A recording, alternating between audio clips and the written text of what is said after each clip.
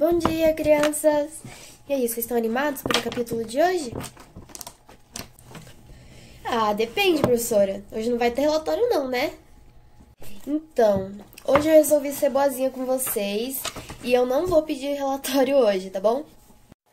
Certo dia, ao cair da tarde, íamos iniciar a nossa modesta refeição, quando vimos na rua um grande tropel de cavalos, e em seguida, gritos, vozes de comando e pragas de soldados turcos. A algazarra inesperada não perturbou Beremiz. Inteiramente alheio aos acontecimentos da rua, continuou como se achava a traçar com um pedaço de carvão figuras geométricas numa grande prancha de madeira. O pequeno aposento em que nós achávamos foi invadido pelo velho Salim, que se mostrava assustadíssimo, como se algo muito grave tivesse ocorrido. Por Alá, não perturbem o nosso calculista! Que algazarra é essa? Temos nova revolta em Bagdá? Desabou a mesquita de Colimã? Pelo santo nome de Maomé, que escolta é essa, ó Salim? Naturalmente, o vizir deseja resolver com urgência o problema de matemática e precisa do valioso auxílio do nosso sábio calculista. As minhas previsões saíram certas.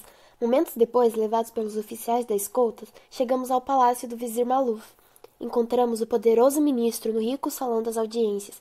Tinha na mão uma folha cheia de números e cálculos.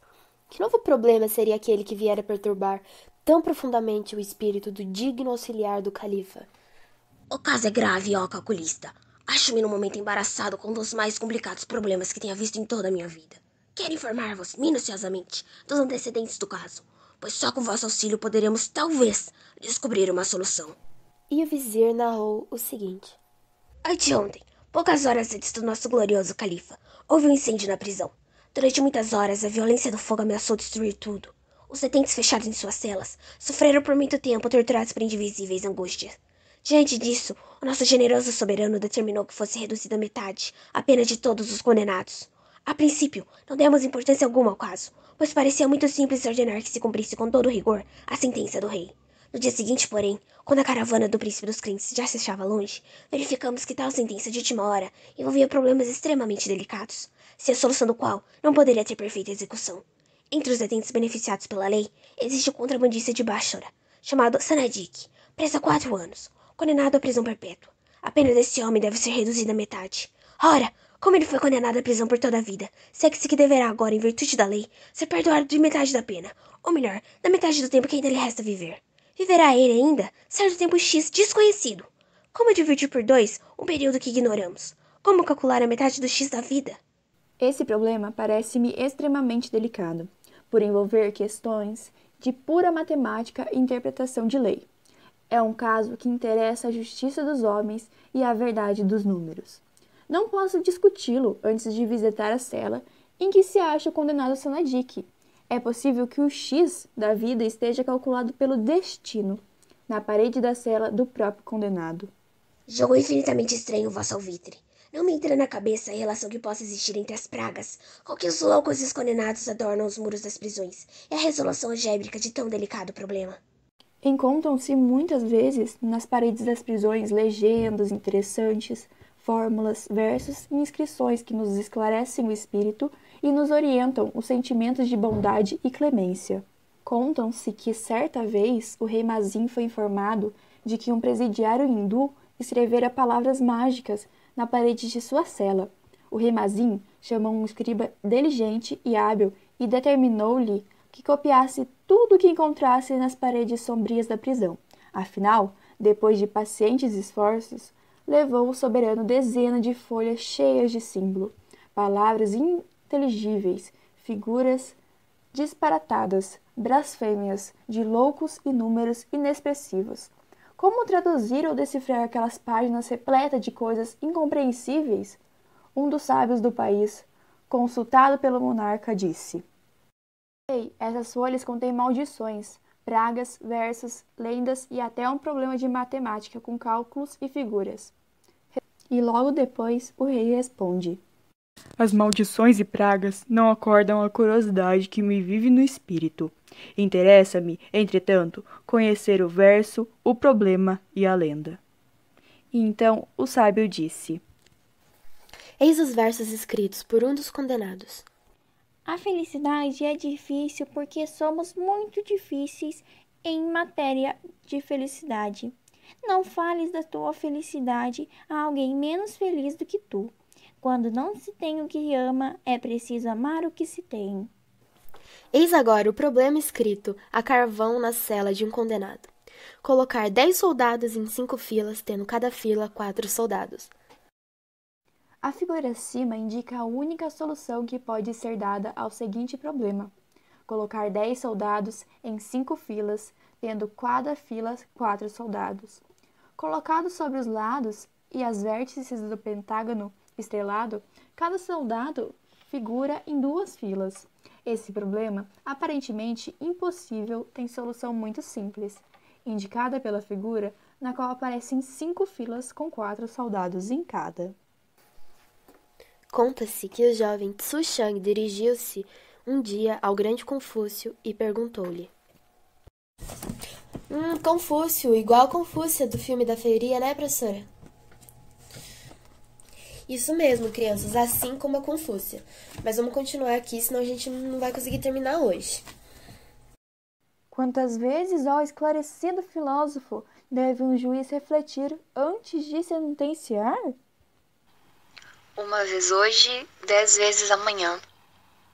1 vez será suficiente quando o juiz concluir pelo perdão. 10 vezes, porém, deverá o magistrado pensar, sempre que se sentir inclinado a lavrar sentença condenatória. Erra, por certo, gravemente, aquele que hesita em perdoar. Erra, entretanto, muito mais aos olhos de Deus, aquele que condena sem hesitar. Admirou-se o rei Mazin ao saber que havia, nas paredes úmidas das enxovias, escrita pelos míseros detentos, tanta coisa cheia de beleza e curiosidade. Naturalmente, havia detentos inteligentes e cultos.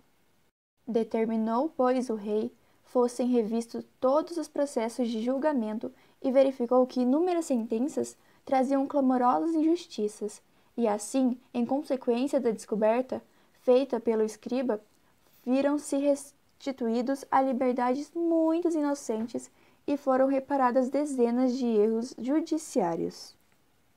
Tudo isso pode ser muito interessante, mas é bem possível que nas prisões de Bagdá não se possa encontrar figuras geométricas, versos ou lendas morais.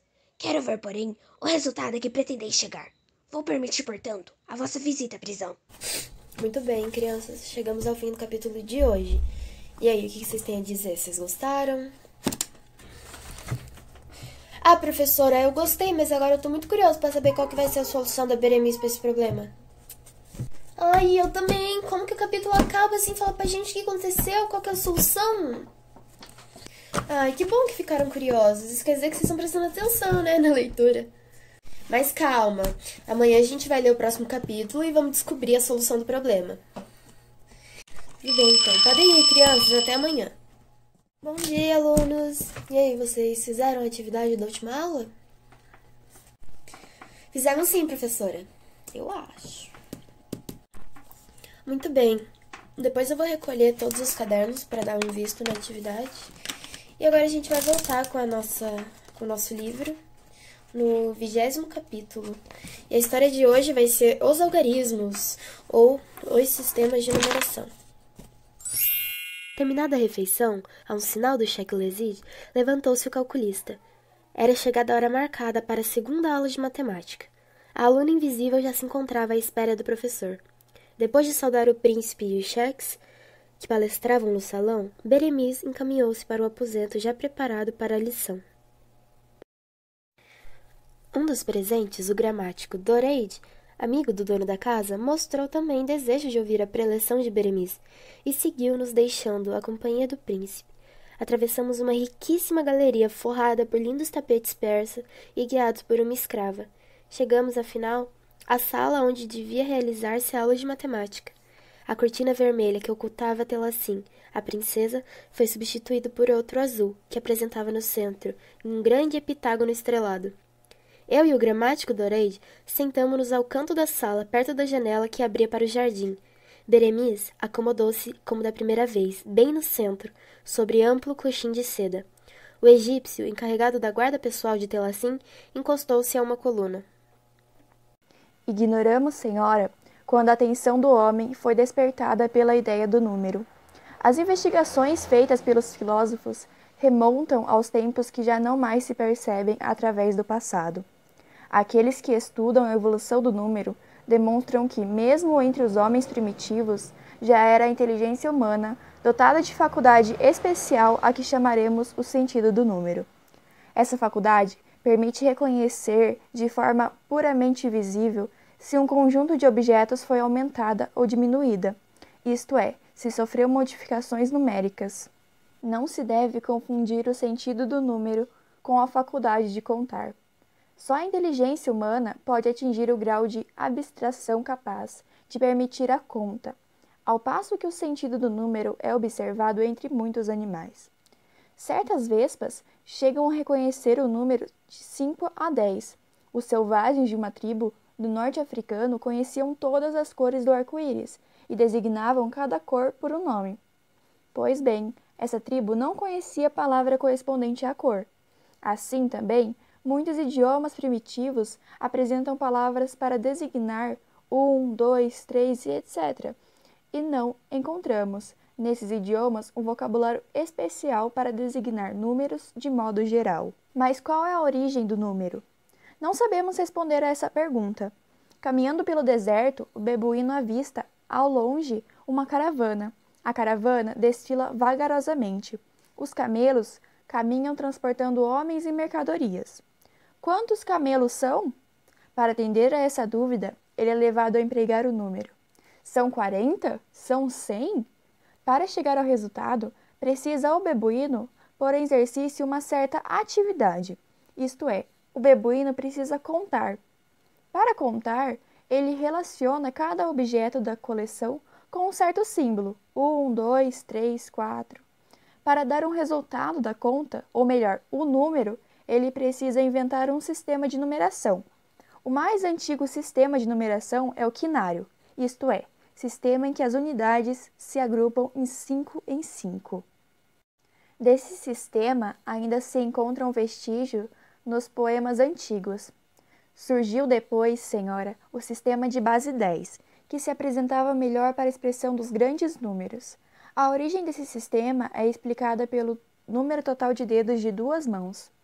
Desde o tauraguerê, que conta com os dedos, até o matemático, que maneja instrumentos de cálculo. Todos contamos em 10 em 10. Dadas as divergências profundas entre os povos semelhantes, universalidade é surpreendente. Não se pode jactar de outro tanto nenhuma religião, código moral, forma de governo, sistema econômico, princípio filosófico, artístico, nem a linguagem, nem mesmo alfabeto algum. Contar é um dos poucos assuntos em torno do qual os homens não divergem, pois têm como a coisa mais simples e natural. Observando as tribos selvagens e a forma de agir das crianças, é óbvio que os dedos são base do nosso sistema numérico. Por serem 10 os dedos de ambas as mãos, começamos a contar até esse número e baseamos todo o nosso sistema em grupos de 10. Um pastor que necessitava estar seguro de que tinha suas ovelhas ao anoitecer, teve que exceder, ao contar o rebanho, a sua primeira dezenha. Numerava as ovelhas que desfilavam por sua frente, dobrando para cada uma um dedo, e quando já tinha dobrado os 10 dedos, atirava um calhau, um tipo de rocha no chão limpo. Terminada a tarefa, os calhaus representavam um número de mãos completas, de ovelhas do rebanho. No dia seguinte, podia refazer a conta comparando os montinhos de calhau. Logo, alguém pensou que se podia aplicar aquele processo a outras coisas úteis, como as tâmaras, os trigos, os dias, as distâncias e as estrelas. E se, em vez de atirar calhaus, fazia marcas diferentes e douradouras. Então, já se tinha um sistema de numeração escrita. Todos os povos adotaram na sua linguagem falada o sistema decimal. Os outros sistemas foram abolidos e rejeitados, mas a adaptação de tal sistema à numeração escrita só se fez muito lentamente. Foi necessário o esforço de vários séculos para que a humanidade descobrisse uma solução perfeita para o problema de representação gráfica dos números. Para representá-los, imaginou o homem caracteres especiais, chamados algarismos, representando cada um desses sinais, os vocabulários. 1, 2, 3, 4, 5, 6, 7, 8 e 9. Outros sinais auxiliares, tais como D, C, M e etc., indicavam que o algarismo que o acompanhava representava dezena, centena, milhar e etc. Assim, um matemático antigo representava o número 9.765 pela notação 9M, 7C, 6D e 5. Menor prova de imaginação deram os romanos, contentando-se com 3 caracteres, I, V e X, para formarem os 10 primeiros números, e com os caracteres L de 50, C, 100, D, 500, M de 1000, que combinavam a seguir com os primeiros. Que engraçado, né? Usamos os números romanos até hoje para contar os séculos, independente de quantos anos fazem que esse método foi criado. É sim, e a gente ainda vai usar por muito tempo. Os números escritos em algarismos romanos eram, assim, de uma complicação absurda, e prestavam-se tão mal às operações mais elementares da aritmética, que uma simples adição era um tormento. Com a escrita púnica, a adição podia, na verdade, fazer-se no papel, mas era preciso dispor os números uns debaixo do outro, de tal sorte que os algarismos com os mesmos finais ficassem na mesma coluna, o que obrigava a manter entre os algarismos os intervalos necessários para levar em conta a ausência de qualquer ordem que faltasse. Estava a ciência dos números neste pé havia 400 anos, quando o hindu, o qual a ciência não conservou o nome, imaginou empregar um caráter especial, o zero, para marcar no número escrito a falta de toda a unidade de ordem decimal, não efetivamente representada por algarismos. Graças a essa invenção, todos os sinais, índices e letras tornaram-se inúteis. Ficaram apenas as 9 algarismos e o zero.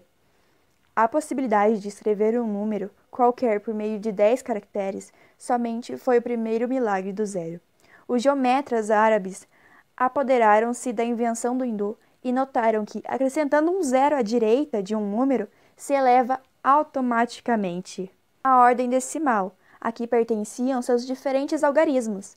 Fizeram do zero um operador que efetua instantaneamente toda a multiplicação por 10. E aqui termino, senhora, as pequenas indicações que pretendia desenvolver sobre a origem dos números e dos algarismos. Veremos na próxima aula quais as principais operações que podemos efetuar com os números e as propriedades que estes apresentam. Calou-se Beremiz. Fim da segunda aula de matemática. Falando em final, é o fim desse capítulo.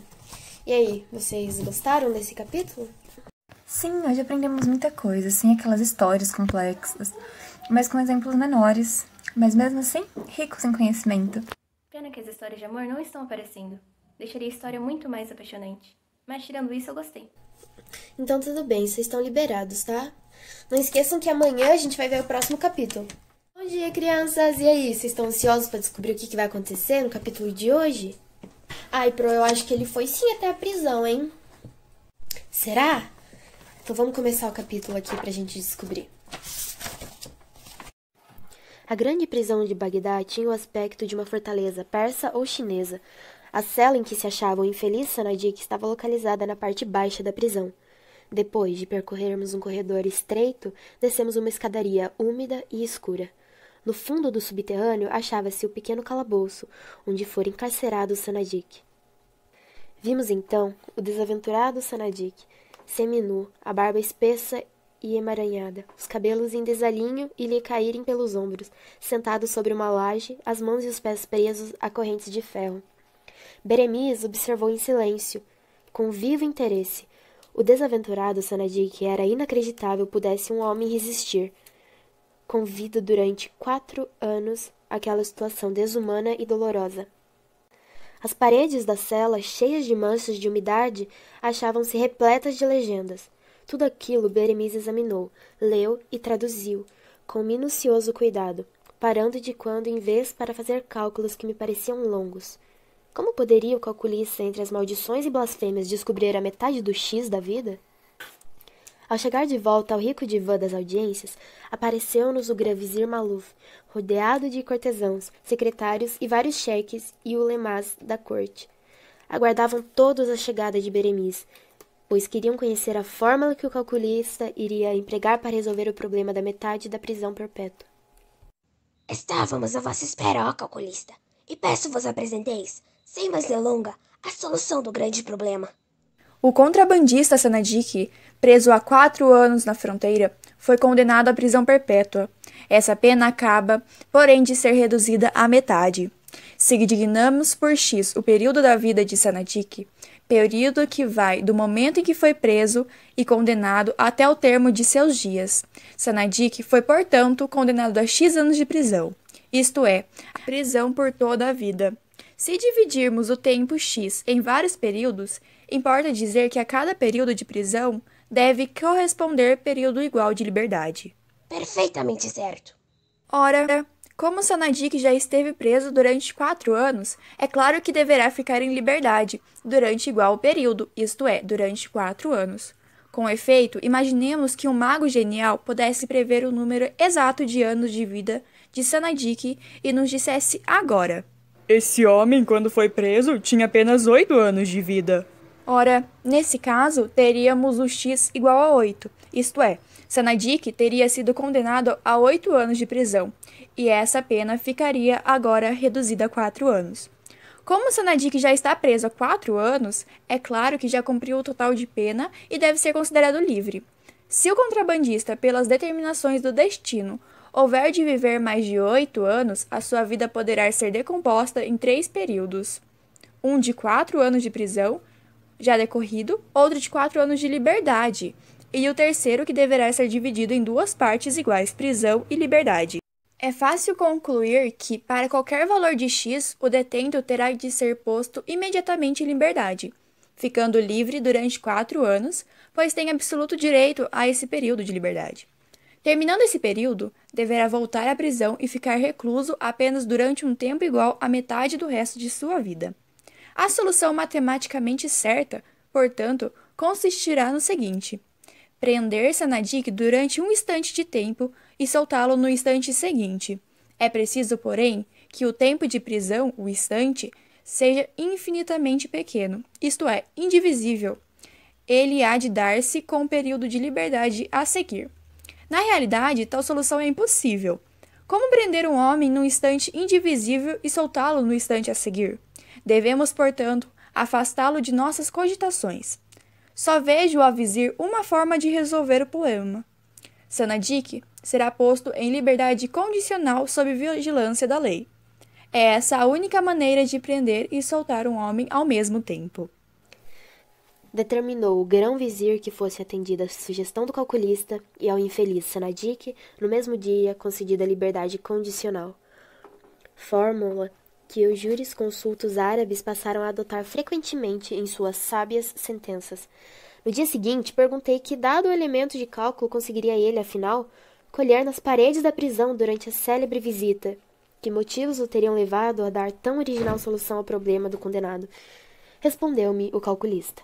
Só quem já esteve por alguns momentos sequer entre os muros tenebrosos de uma enxovia sabe resolver esses problemas, em que os números são parcelas terríveis da desgraça humana. Então, crianças, chegamos ao fim do capítulo de hoje. Nossa, professora, eu amei. Beremiz era realmente muito sábio, né? Meu Deus, eu amei. Era sim.